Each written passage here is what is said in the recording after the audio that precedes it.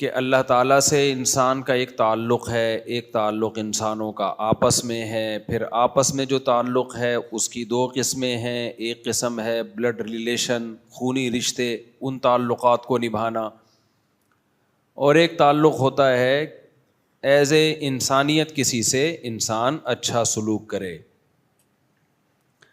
تو اس پہ بات آئی تھی کہ یہ جو تیسری قسم کا تعلق ہے یہ غیر مسلموں میں بہت پایا جاتا ہے۔ پہلی دونوں قسم کے تعلق ان کی زندگیوں سے، ان کی سوسائٹی سے ختم ہو گئے، اللہ سے تعلق بھی ختم اور خونی رشتوں کا تعلق بھی ختم۔ تو ایک تیسری چیز ہے جس کی وجہ سے لوگ تعریف کرتے ہیں، بھائی ماشاءاللہ بہت اچھا بیہیویئر، بہت اچھا بیہیویئر۔ اور ہمارا معاملہ ایسا ہے کہ پہلی دو چیزیں تو کسی حد تک ہیں، تیسری بالکل مارکیٹ سے شارٹ۔ تو میں جو چیز مارکیٹ میں شارٹ ہو گئی ہے اس کو مارکیٹ میں لانے کی کوشش کر رہا ہوں کہ مارکیٹ میں آ جائے وہ۔ تو خوب اچھی طرح سمجھ لیں کہ آج ہمارے ہاں مذہب میں کسی حد تک نماز روزے کی تو ویلیو ہے، اصل میں تو نماز کی بھی ویلیو ختم ہو گئی ہے۔ فجر میں کتنے نمازی ہوتے ہیں اس سے پتہ چل جائے گا۔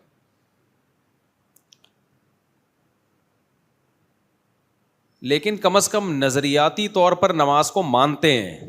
کسی بھی مسلمان سے پوچھیں گے بھائی نماز فرض ہے، وہ کہے گا ہاں فرض ہے، بے شک نہ پڑھے۔ لیکن جو ہمارے آپس کے لین دین ہیں، معاملات ہیں، اس کو تو ہم نے دین کی فہرست سے ہی نکال دیا ہے، اس کو مذہب کا حصہ ہی نہیں سمجھتے۔ میرے عمل سے کس کو کیا تکلیف ہو رہی ہے، میری بات سے کسی کو تکلیف تو نہیں ہو رہی، کوئی تحریر لکھتے ہوئے آدمی سوچتا نہیں ہے، کچھ بولتے ہوئے سوچتا نہیں ہے۔ دیکھو جب تک انسان کی اپنی تربیت نہ ہو نا، وہ لوگوں کی تربیت نہیں کر سکتا۔ یہ خوب اچھی طرح ذہن میں رکھیں۔ پہلے زمانے میں اہل اللہ کی طرف سے اجازت ملتی تھی بڑوں کی طرف سے کہ اب آپ کاؤنسلنگ کر سکتے ہیں، آپ لوگوں کے مینٹور بن سکتے ہیں۔ خود سے کوئی نہیں ہوتا تھا، خود انسان اپنے بارے میں فیصلہ کرے کہ میں ٹھیک ہو گیا ہوں، یہ بہت مشکل کام ہے۔ اپنے بارے میں انسان اپنی خوبیوں کو دیکھتا ہے، اپنی خامیوں پہ انسان کی نظر نہیں ہوتی۔ پہلے یہ اصول تھا بھائی آپ اتھارٹی کیسے ہیں، کون کس نے آپ کو بٹھایا ہے۔ اب کیا ہے کہ جو بھی بول رہا ہے تھوڑا سا دائیں بائیں بات کو گھمانا سیکھ گیا ہے، وہ لوگوں کا باپ بنا ہوا ہے۔ کسی کو بھی تھوڑا سا باتیں گھمانا آ گئی ہیں، وہ لوگوں کا باپ بنا ہوا ہے۔ میں ایسے لوگوں کو جانتا ہوں، ایسے مذہبی اسکالرس کو جو ماشاءاللہ بہت زیادہ کرپشن میں مبتلا ہیں، تھے نہیں، ابھی بھی ہیں، غیر اخلاقی سرگرمیوں میں بھی مبتلا ہیں۔ غیر اخلاقی سے مراد لڑکیوں وڑکیوں کے چکر میں پکڑے گئے، مدرسوں سے نکالا گیا، اپنا یوٹیوب چینل کھول کے لوگوں کو نصیحت شروع کر دی۔ سمجھ رہے ہیں نا؟ تو کسی سے بدگمان مت ہو، سارے برے نہیں ہیں، زیادہ تر اچھے ہی لوگ ہیں، لیکن ایسی ایسی نصیحتیں کر رہے ہیں، لوگ حیران ہوتے ہیں، یار ماشاءاللہ کیا چہرے پہ رونق ہے، کیا نور ہے۔ بھائی نور پیدا کرنا، کوئی ایسی کریمیں آ رہی ہیں آج کل جس سے بہت جلدی نور پیدا ہو جاتا ہے، لیکن ان کے معاملات ٹھیک نہیں ہیں۔ ہمارے یہاں جامعۃ الرشید سے ایک فراڈی کو نکالا گیا، بڑا فراڈی۔ میں جامعہ میں کمپلین کر رہا تھا جامعۃ الرشید میں 2 سال سے کہ یہ بندہ فراڈی ہے، اس کو نکالیں، یہ جامعہ کا نام بدنام کرے گا۔ بالآخر جب ایک بہت ہی برے کردار میں پکڑا گیا، وہ اس کو نکالا، پھر تو نکال کے کسی دوسرے مدرسے میں چلا گیا اور جا کے بولا کہ فلاں فلاں میرا اختلاف ہوا تھا اور میں ریزائن دے کے آ گیا ہوں۔ حالانکہ ریزائن نہیں دیا تھا، اس کو دھکے دے کے، باقاعدہ دھکے دے کے نکالا تھا کہ دفع ہو یہاں سے، ٹھیک ہے نا۔ اس کے بعد جا کے ماشاءاللہ چینل چل رہا ہے اس کا۔ کسی سے بدگمان مت ہوں آپ کے فلاں فلاں فلاں فلاں، میں کسی کا نام نہیں لے رہا، میجورٹی ٹھیک لوگوں کی ہے الحمدللہ۔ میجورٹی میں اتنے اوپر لیول کا فراڈ نہیں ہے، لیکن کیا ہے کہ آج کہیں بھی جا کے کوئی بھی بیان داغ دینا تو لوگ تحقیق نہیں کرتے کہ یہ صحیح کہہ رہا ہے غلط کہہ رہا ہے. پہلے مجھے کیش کرایا چندے کے نام پہ ٹھیک ٹھاک,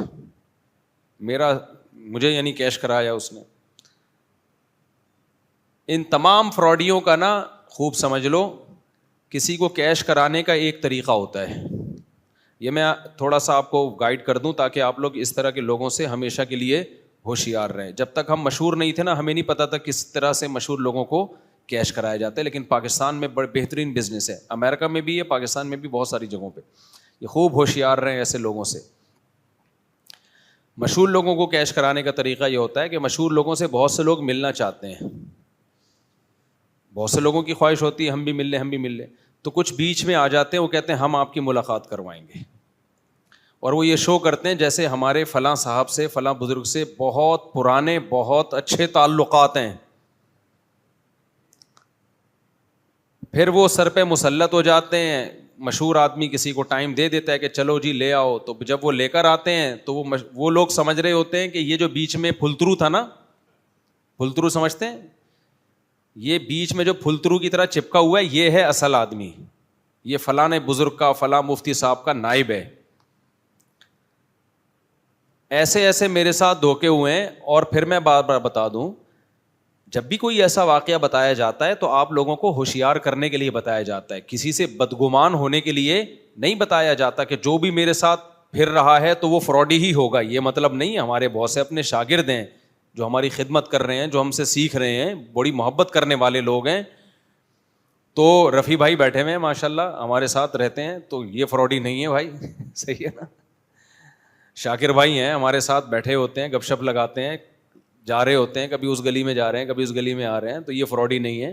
اور اپنے شاگردوں میں بھی بہت سے ہوتے ہیں, لیکن بہت سے اسی کے بیچ میں ناجائز فائدہ اٹھاتے ہیں, بہت سے اٹھاتے ہیں. تو ایسے لوگوں سے میرے بھائی ہوشیار رہنے کی ضرورت ہے, اور یہ ہر جگہ ہوتے ہیں. تو اس طرح کے فراڈ بہت ہوتے ہیں مشہور لوگوں کے. قاری سعد نعمانی کا نام سنا ہوگا آپ نے, بڑے مشہور قاری ہیں, اللہ ان کی عمر میں برکت دے, بہت مشہور آدمی ہیں. پہلے وہ اپنے واقعات سنایا کرتے تھے, میرے ساتھ ایسے ہوا, میرے نام پہ فلاں نے ہدیہ لیا, اپنی جیب میں ڈالا, فلاں سے ہدیہ لیا, اپنی جیب میں ڈالا, ایسے. تو مجھے یقین نہیں آتا تھا. اب ہم بھی تھوڑے مشہور ہو گئے ہیں تو اس طرح کے ناٹک شروع ہو گئے ہمارے ساتھ بھی. تو مجھے افسوس اس پر ہوتا ہے کہ اس طرح کا مذہبی اسکالر جو مذہبی ہے نہیں, جو مالی کرپشن میں بھی ٹھیک ٹھاک مبتلا ہو, اور غیر اخلاقی سرگرمیوں میں بھی, غیر اخلاقی کا مطلب سمجھ گئے, ناجائز تعلقات لڑکیوں مڑکیوں سے, غلط. اس طرح کے لوگ جب گیٹ اپ چینج کر کے, یہ مذہبی ہوتے نہیں ہیں, انہوں نے مذہب کا گیٹ اپ مذہب والا بنایا ہوا ہوتا ہے. یہ تو فراڈی ہوتے ہیں, مدرسوں میں آتے ہیں اس لیے تاکہ ہم پہ ایک نسبت ہو جائے گی فلاں مدرسے سے پڑھا ہوا ہوں. میں بار بار کہتا ہوں نا, ہمارے شیخ حضرت مفتی رشید احمد صاحب رحمہ اللہ تعالیٰ فرمایا کرتے تھے, مدرسے کے طلبہ فراڈی نہیں ہوتے, لیکن کچھ فراڈی لوگ مدرسوں میں داخلے لے لیتے ہیں. تو دیکھو ہوشیار ہو کے زندگی گزارا کرو, کبھی کسی کے گیٹ اپ پہ مت جاؤ, میرے گیٹ اپ پہ بھی مت جاؤ, میرے گیٹ اپ پہ بھی مت جاؤ کہ بھائی مفتی صاحب کا گیٹ اپ اچھا ہے تو بس سب کچھ ہی ٹھیک ہوگا. بھائی آپ کو کیا پتا, آپ کو مالی معاملات جب کرنے, کسی سے بھی رشتے ناطے کرنے, مالی معاملات کرنے, خوب چھان پھٹک کے. یہ نہیں ہوتا کہ جی کوئی گیٹ اپ اچھا ہے تو بس, نہ لین دین میں جو صحیح ایک نمبر ہوگا نا, وہ خود ہی آپ کو صحیح طرح سے لین دین بتائے گا, یہی اس کے صحیح ہونے کی علامت ہوگی. وہ دو نمبر ہی نہیں کرے گا, وہ کبھی اپنی داڑھی پکڑی کو کیش نہیں کرائے گا. مثال کے طور پر آپ آئے, میں نے آپ سے قرضہ مانگا 1 کروڑ روپے کا, ایک مثال دے رہا ہوں, میں نہیں مانگتا الحمدللہ, اللہ بچائے ہمیشہ. 1 کروڑ کا قرضہ مانگا. اب آپ پیسے دیتے ہوئے کہہ رہے ہیں مفتی صاحب 2 آدمیوں کو گواہ بنا لیں, اس کو لکھ بھی لیں اسٹیمپ پیپر پہ, انگوٹھا بھی لگا لیں تاکہ شورٹی رہے. اگر میں 1 نمبر ہوں گا تو میں کیا کہوں گا, ویل ڈن, بہترین بات کی آپ نے, بالکل صحیح کیا. ہو سکتا ہے بھائی میرے ذہن سے نکل جائے, میں بھول جاؤں. تو میں 1 نمبر ہوں گا نا, تو میں خود کہوں گا آپ کو کہ بھائی آپ اتنی بڑی رقم دے رہے ہو, لکھ لو اس کو, میں بھی انسان ہوں, بھول بھی سکتا ہوں اور مر بھی سکتا ہوں. مر گیا میرے وارثین کو کیا پتا چلے گا بھائی وراثت میں کس کے کتنے پیسے ہم نے دینے. جو 1 نمبر ہوگا وہ آپ کو خود کہے گا بھائی اسٹیمپ پیپر پہ لکھو یار, آپ اتنی بڑی اماؤنٹ مجھے دے رہے ہو, میں مر گیا تو کل کیا ہوگا, میرے بچوں کو کیا پتا چلے گا یہ 1 کروڑ ہمارے ابا کے تھے یا کسی اور کے تھے یہ. تو ایسا کرو پوری وہ گواہ شوا وہ خود کہے گا. اور جو 2 نمبر ہوگا پتہ ہے کیا کرتا ہے, کہتا ہے یہ داڑھی نظر نہیں آ رہی تمہیں, یہ ہوشیار رہیں ان لوگوں سے, میں آپ کو بتا رہا ہوں. وہ کیا کہے گا 2 نمبر, کیا میری داڑھی نظر نہیں آ رہی, میں داڑھی رکھ کے جھوٹ بولوں گا, میں تیرا 1 کروڑ کھا جاؤں گا, میں دنیا کو بتاتا ہوں کہ ایمانداری سے کسی کے پیسے واپس کر دیا کرو, تو کیا اب بھی مجھ پہ اعتماد نہیں ہے؟ اسٹیمپ پیپر کی کیا ضرورت ہے, زبان سب سے بڑی چیز ہوتی ہے. تو یہ سمجھ لو مذہب کا ناجائز استعمال, مذہب کا بولو غلط استعمال. مذہب کبھی یہ نہیں کہتا داڑھی پگڑی کی بیس پہ کہ آپ لکھیں نہیں.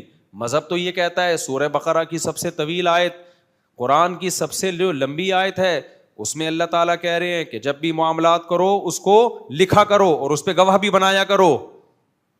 اللہ یہ نہیں کہا کہ داڑھی والے گواہ بنائیں, داڑھی والے گواہ نہ بنائیں, بغیر داڑھی والے بنا لیا کریں. اللہ میاں نے تو کوئی فرق نہیں کیا نا. جب میں دوسری شادی کر رہا تھا نا تو لوگوں نے کہا بھی تو تمہاری عمر کم ہے, بعد میں کرنا. میں نے کہا اللہ میاں نے جو کہا ہے نا 2 3 3 4 کرو, اس میں اللہ نے یہ نہیں کہا کہ جو 25 سال والے ہیں وہ نہیں کریں, 30 سال والے کریں. تو اللہ میاں کو کیوں سمجھا رہے ہو بھائی؟ اللہ میاں نے تو کہا جو بھی عاقل والے گئے اگر عدل کر سکتا ہے تو کرے. یہ بیچ میں درمیان میں ایک تھوڑی سی ایکسکیوز می سر, یہ بیچ میں ایک ایسی تھوڑی سی بات آ گئی تھی. تو یہ بڑے مسائل چل رہے ہیں بھائی آج کل. مجھے ڈر یہ ہوتا ہے لوگوں کا ایمان داؤ پہ لگتا ہے, لوگ مرتد ہو جاتے ہیں. پھر کسی پہ آپ بہت زیادہ اعتماد کرتے ہیں, اس کی بات سنتے ہیں, جب دیکھتے ہیں وہ فراڈ کر رہا ہے, پیسے لے کے بھاگ گیا, یا کوئی غلط اس میں یعنی کوئی بیوقوف بنا رہا ہے عورتوں کو, یا اور جو واقعات ہو جاتے ہیں اس طرح کے ہومو سیکشولیٹی کے, اللہ بچائے ہم سب کو, تو پھر لوگ ایمان داؤ پہ لگتا ہے لوگوں کا. لوگ کہتے ہیں یار دیکھو یہ داڑھی والے ایسے, یہ مذہبی لوگ ایسے. بھائی داڑھی والے ایسے نہیں ہوتے, لیکن ایسے لوگ بھی داڑھی رکھ لیتے ہیں. گورنمنٹ کی طرف سے کوئی پابندی نہیں ہے کہ اس ٹائپ کے لوگ داڑھی رکھ سکتے ہیں, اس ٹائپ کے نہیں رکھ سکتے. کوئی بھی رکھ لے داڑھی, چور بھی رکھ سکتا ہے داڑھی. کیا خیال ہے بھائی, چور بھی رکھ سکتا ہے داڑھی؟ تو شریعت نے ایک اصول بیان کر دیا ہے بھائی, معاملات سب کے ایک جیسے ہوں گے, سمجھتے ہو؟ اور جو 1 نمبر ہوگا وہ خود ہی آپ کو معاملات میں سیدھا رہنے کا